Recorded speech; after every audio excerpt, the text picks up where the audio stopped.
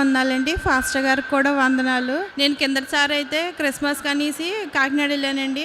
అక్కడ ఫాస్టర్ గారు అన్నారు, అమ్మ నువ్వు వచ్చే నెలలో 2 సాక్ష్యాలు చెప్తున్నావు, దేవుడు నీ పట్ల ఒక అద్భుతం చేయబోతున్నాడు అని అనుకున్నాను. నేను సాక్ష్యం చెప్పడం ఏంటి అనేసి నేను అనుకున్నాను. నా బిడ్డ విషయంలో దేవుడు ఒక అద్భుతం చేశాడండి. నిజంగా ఫీవర్ వచ్చింది. ఫీవర్ చాలా కాఫ్ ఎక్కువైపోతే ఆ బిడ్డ కాళ్ళు తేలేసిందండి. కళ్ళు తేలేసితే చాలా భయపడ్డాను. ఫాస్టర్ గారి క్యాలెండర్ అక్కడ నేను కొనుక్కుని పట్టుకెళ్తే ఆ ఫాస్టర్ గారి క్యాలెండర్ పెట్టి కొనుక్కున్న ప్రేయర్ ఆయిల్ కూడా పట్టుకెళ్ళి నేను 7 సిల్లుగా వదిలేస్తే ఆ బిడ్డ కొంచెం బాగున్నదండి. రీసెంట్గా కూడానండి పాప అయితే మంచం మీద జంప్ చేస్తూ కూడా పడిపోయిందండి.